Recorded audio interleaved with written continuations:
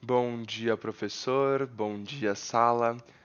Hoje eu e meu grupo iremos apresentar um trabalho sobre Karl Jaspers e introduzi-los à sua obra Psicopatologia Geral, Psicologia Compreensiva, Explicativa e Fenomenóloga.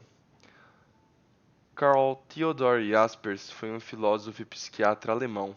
Nasceu em Oldenburg em fevereiro de 1883, numa família de classe média. Cursou medicina e graduou-se na Universidade de Heidelberg em 1908. Desde pequeno, Jaspers apresentava saúde frágil e limitadas capacidades físicas. A vida sempre lhe exigiu o controle minucioso das atividades que desempenhava.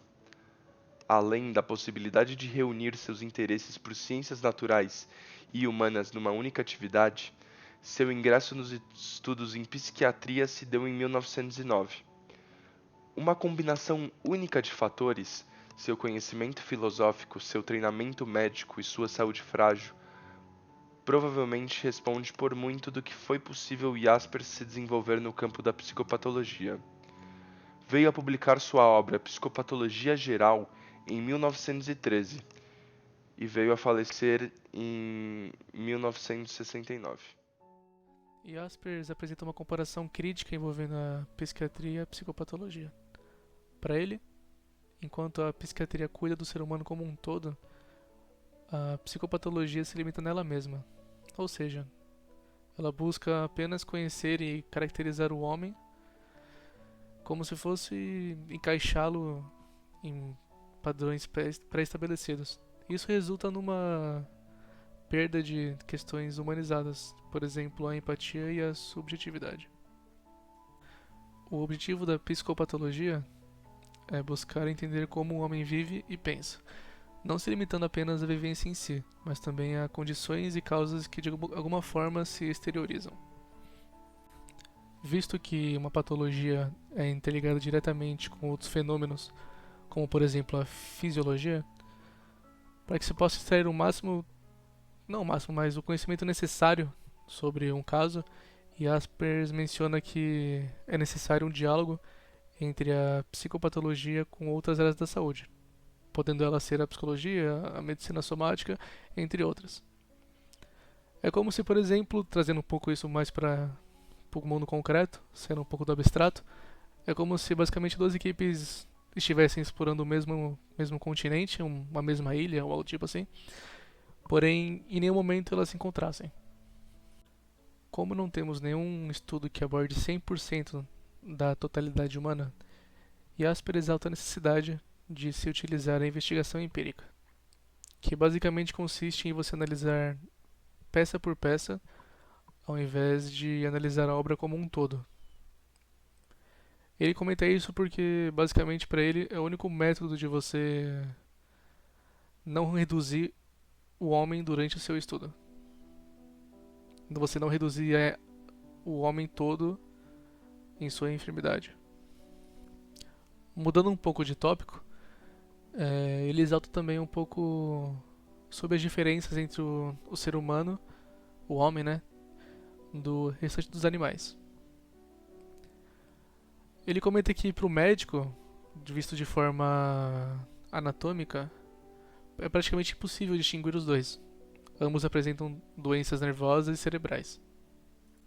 Porém, uma doença mental funcional, como por exemplo a esquizofrenia, só foi diagnosticada em seres humanos. Nenhum tipo de animal no mundo inteiro foi diagnosticado com essa doença.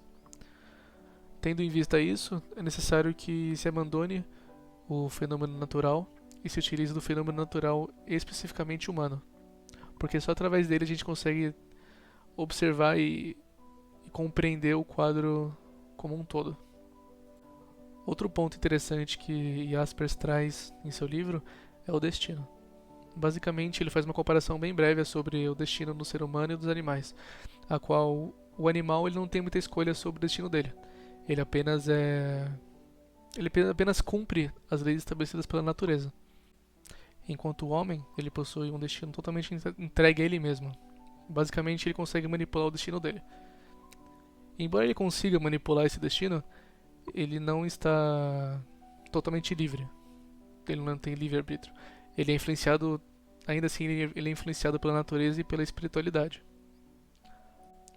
Porém, embora ele seja influenciado pelas duas, ele não pode ser nem assumido como um ser totalmente natural, nem como um ser totalmente espiritual.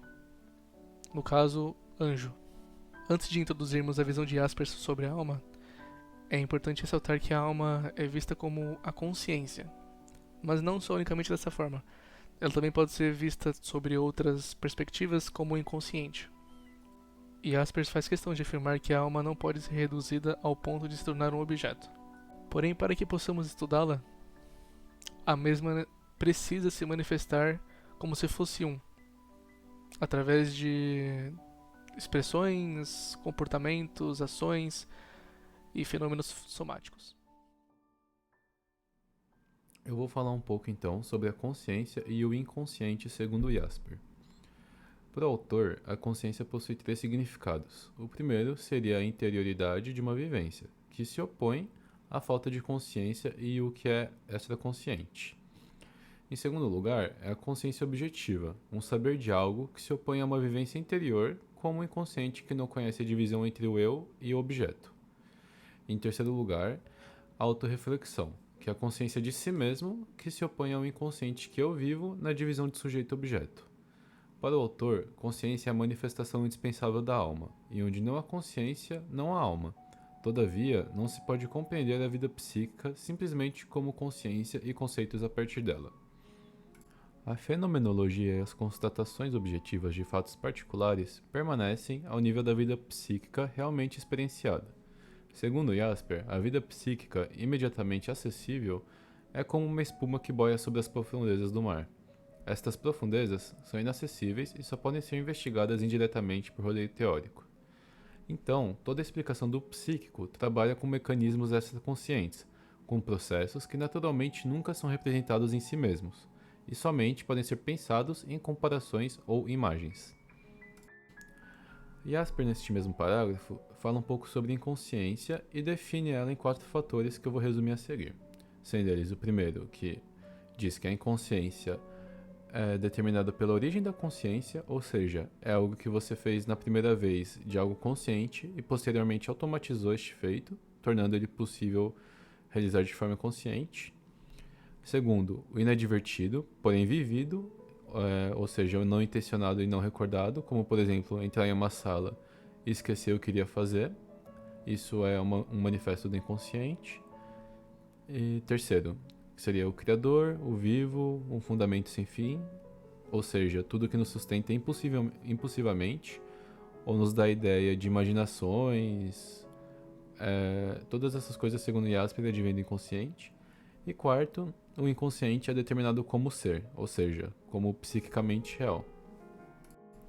Jaspers explica sobre o mundo interior, ou seja, o seu mundo próprio, aquilo que imaginamos e vemos, dizendo que a própria existência somática não pode ser investigada adequadamente, como um corpo anatômico, pois um grande fenômeno da vida é viver seu próprio mundo, e só é possível investigá-lo adequadamente no seu ambiente, para qual foi construída. Ou seja, numa adaptação do seu mundo para outro, tendo que projetar visões de vidas diferentes em cada ser. Jaspers, neste parágrafo, afirma que a vida individual se desenvolve a partir de predisposições do mundo, isto é, potencialidades inatas que, de acordo com a natureza do meio, se despertam, formam, atrofiam ou retraem. Jasper também diz que é um mundo universal para todos, ou seja, a consciência em geral, sendo que nesta é uma participação e exatidão geral de pensamentos e opiniões. Tendo em vista isso, a consciência particular é apenas um setor da universal. Jaspers, em seu terceiro parágrafo, nos traz 2 conceitos, sendo ele o preconceito e a pressuposição. Ele diz que quando falamos algo que falseia a nossa compreensão, estamos falando de preconceito, e caso a promova ou a favoreça, é uma pressuposição. E com base nisso, ele nos traz alguns exemplos de preconceitos e pressuposições, como por exemplo o preconceito filosófico, que se deve ao hábito antigo de fazer uma especulação ou pensamento dedutivo a partir de um princípio sem comprovação. Em segundo, seria o preconceito teórico, que seria a redução à vida psíquica a alguns axiomas universais, e assim transformá-la em um falso propósito. E em terceiro, vem o preconceito somático, que seria a expressão sem valor de conhecimento. E por fim, o preconceito psicológico e intelectualista, que seria achar ter conhecimento sobre tudo e supor que toda a vivência é universal a partir de uma visão só. Continuamente, ele diz que preconceitos falsos são pressuposições fixas, que erroneamente se consideram absolutas, e que mal se percebem e não são conscientes. Pressuposições verdadeiras residem no ser do pesquisador, como condições de sua possibilidade de ver e compreender. Segundo Jasper, o pesquisador é um instrumento indispensável de conhecimento com toda a sua vida, e nele deve haver pressuposições, sem as quais a investigações permaneceria estéril. Sendo assim, Jasper cita que precisamos de esclarecer preconceitos a fim de nos libertarmos dele, enquanto as pressuposições temos de compreendê-las e tornar necessárias. Karl Jasper desenvolveu uma grande metodologia para pensamentos que permitam novos resultados se apresentem, de maneira mais pregnante, resultados já dados ou que se relacionem de forma mais produtiva à pesquisa dependente dos pontos. Ele criou 3 métodos técnicos: a casuística, estatístico e experimento, cada um com suas próprias peculiaridades.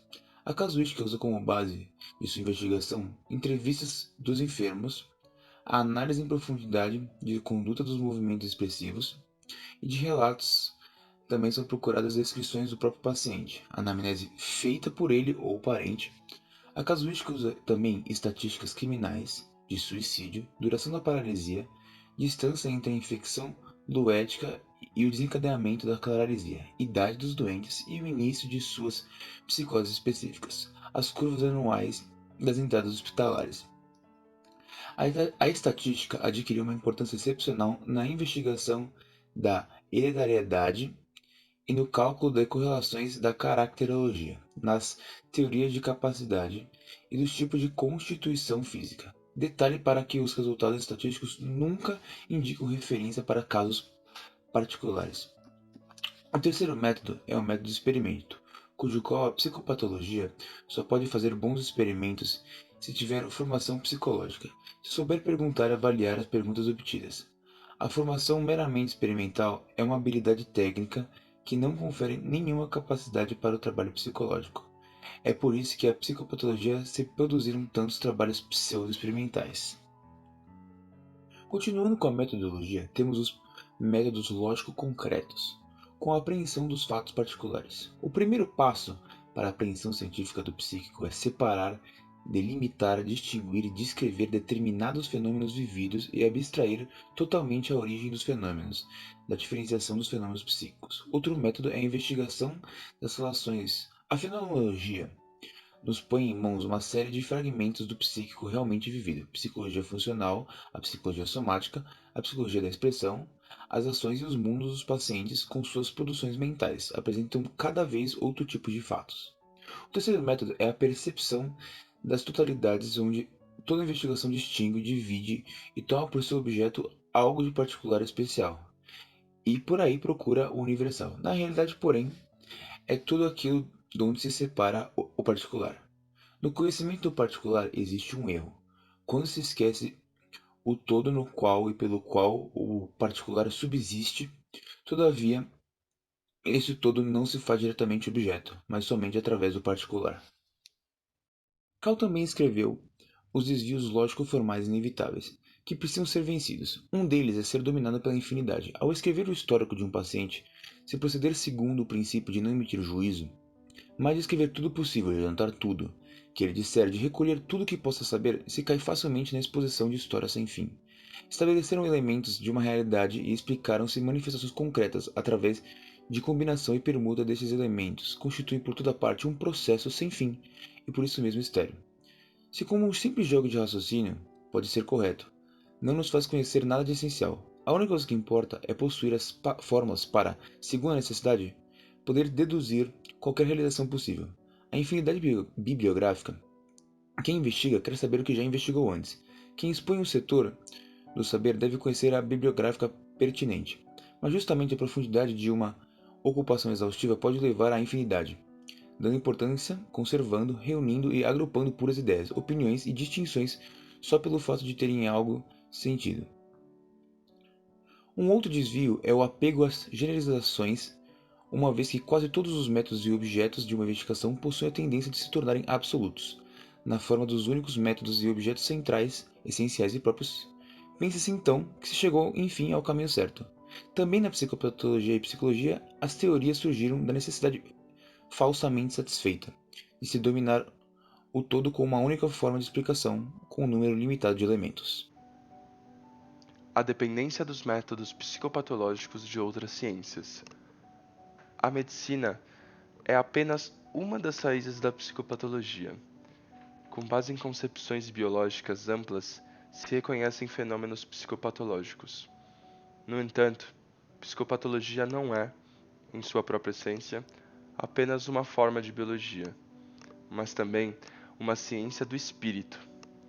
Psiquiatria feita por médicos que não possuem nenhuma formação nas ciências do espírito não se encontra como ciência no mesmo nível de desenvolvimento. De fato, convergem na psicopatologia os métodos de quase todas as ciências. Ela se ocupa do ser do homem em sua totalidade, mas do ser do homem doente. Este seu objeto próprio só pode explicitar-se claramente dentro de quadros de interpretações provenientes de todos os lados e aspectos. Exigência impostas aos métodos. Crítica metodológica e metodologias inadequadas. Os métodos devem proporcionar a base de determinado conhecimento, aprofundar nossas concepções e ampliar o mundo de nossas experiências. A seguir, nos devem ensinar os fatores causais que produzem a conexão dos processos. Devem proporcionar a visão de contextos inteligíveis cuja realização depende de pressuposições psicopatológicas. No entanto, a metodologia tem seus perigos. Existe uma deturpação da metodologia que a transforma num cálculo vazio e formal de conceitos. Fonte de nosso conhecimento permanece sempre a percepção viva. Ocorre que um autor capaz de ver alguma coisa nova não encontra formulações conceituais perfeitas. Embora tenha razão, a lógica formal pode demonstrar contradições e incorreções. Concluindo nosso trabalho, a tarefa de uma psicopatologia geral e sinopse do presente livro se resumem em esclarecer, ordenar, formar, explicar o saber segundo os tipos básicos de fatos e a variedade dos métodos, resumi-lo em ordens naturais e, por fim, conferir-lhe uma consciência em si mesmo na totalidade da formação humana. Serve para uma elaboração didática que coincida com a percepção da essência. A psicopatologia geral está na mesma linha de continuidade das concepções totais que se fizeram até agora. Por elas se orienta e pode servir de ponto de partida para novas tentativas, seja contradizendo, seja completando ou indo adiante. É isso. E essa é a nossa apresentação. Muito obrigado a todos que assistiram.